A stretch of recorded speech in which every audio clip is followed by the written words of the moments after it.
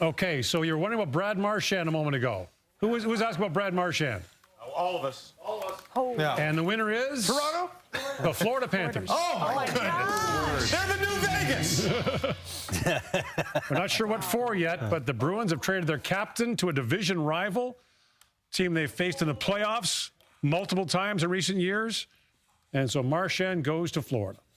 Pizza. Wow. Well then. Whoa. Brad Marchand and Matthew Tkachuk on the same ice together in the Stanley Cup playoffs. That didn't The Sam rat. Bennett. They throw down the rats, and they've got the rat now.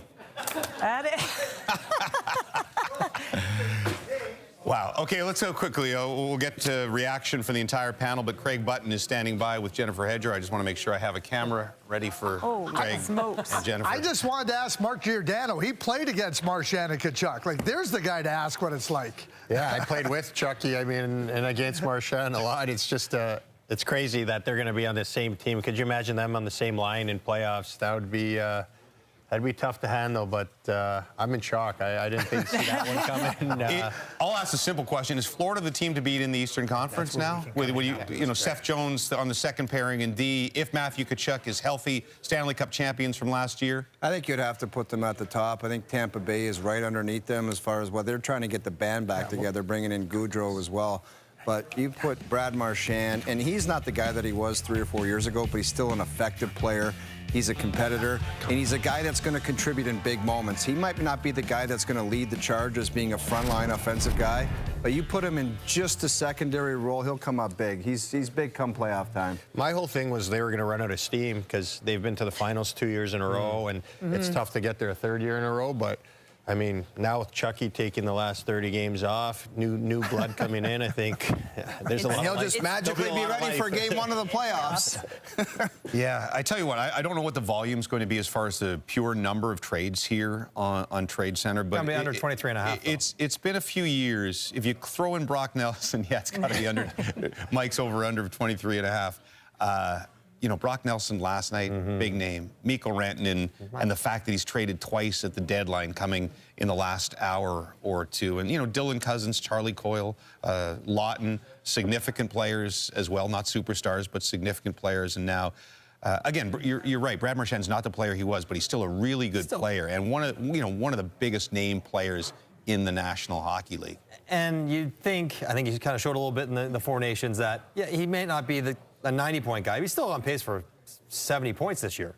He's still a very good player. And in the biggest moments, in the playoffs, when the games get hardest, he's been there so many times, had success doing that. And I think even the Team Canada guys in the Four Nations were marveling at sort of, smart player in big moments, did all the right things, giving his team a chance to win, plus the energy. And you talk about, the role he'll play.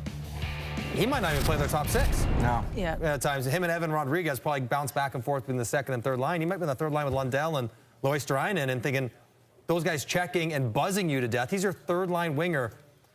Tkachuk goes on the LTIR. They're going to spend all that money. They have the window right now, and the injection of energy that he will bring into the room will probably push them through the final bit here to try to catch Toronto. And again, I think finishing first matters for any of those teams, Florida included. Brad Marchand on the move. So let's say hello to Emily Kaplan. She is in Tampa. And Emily, I know Brian asked you just about half an hour ago what the vibe check was like.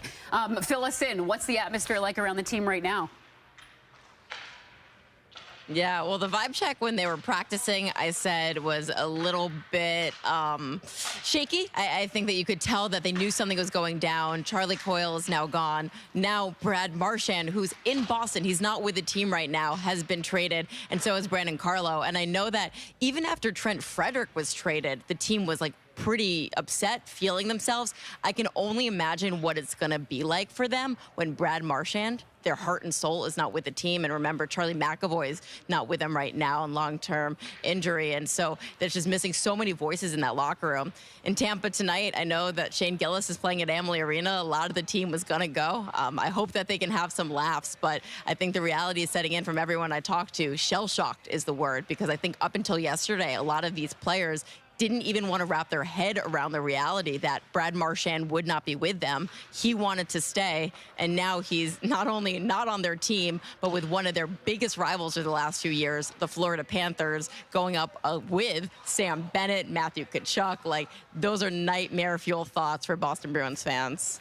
Wow, that's the amazing thing, Emily. You and I, Carlo, we talked about this earlier this morning, how the Eastern Conference has gone through the state of Florida, and Tampa has made all those moves, and now Florida has made these moves, bringing in Seth Jones, and now Brad Marchand is a part of the Florida Panthers. When you look at the state of Florida versus the East, how do you see this playing out? Oh, you're asking me again. Sorry. Yes. I'm over here. In the state of the East, yes. No. Yeah, the panel's all right there. I see this is a dogfight now between three teams, and I think it is the Toronto Maple Leafs, but it's also these two teams in Florida. I know that Tampa had their game last night, was feeling really good about themselves. You know, Yanni Gourde got all of the headlines, and rightfully so, but they knew that they weren't going back in the time machine, and he's not playing on that big shutdown third line. He's 33 years old and coming off sports hernia surgery. The big move for them was really Oliver Bjorkstrand, who's under contract for next year and is younger, and they feel really good about a right shot, something that they needed. But then you look at the Florida Panthers, and look, none of us really know the timeline for Matthew Tkachuk. I think the team has been purposely cagey. We don't really even know where he is, if he got an operation, when he's expected to get skating again. But you look at how good they've looked in their current iteration, and knowing they now add Brad Marchand, they're probably getting Tkachuk back, we hope, at some point during the playoffs. Like, these two teams are going to be in it for a bloodbath. And so, Lindsay, I think we got to bring it back to Toronto and emphasize the importance of winning the division now. Yeah. Right? Because you've seen Tampa make their big move. You've seen Florida make their big move. The Leafs have made some big moves, but the importance of winning the Atlantic Division so you don't face one of those powerhouses in the first round. And I just want to say, Hayes is not a fraud. Thank you. Today, Hayes Thank is you. legit. He broke a trade. He called out the Boston Bruins, and all the Boston Bruins made all That's those right. trades. I was the You're one to legit indicate today, buddy. I personally sparked the Boston He can Bruins. do it all. All right. Well, James, this misfit panel is going to send it back to you. We can tell you this on the Brandon Carlo deal. Fraser Minton is definitely a Boston Bruin. He is part of that deal that's gone by. We've heard about Connor Timmins, Connor Dewar. We're still trying to figure out if there's another Leafs deal in the mix here. The insider's working the phones, and we'll have those complete deals for you as soon as we can. But, man, the Boston Bruins, and I tell you what, I'm going to show you the goal that may have broken the Boston Bruins season, and it was last night. So if they win this game or go to overtime against Carolina, but Zadorov stick snaps in the dying seconds, Seth Jarvis scores, and the Bruins lose in regulation. They go to overtime, they win that game.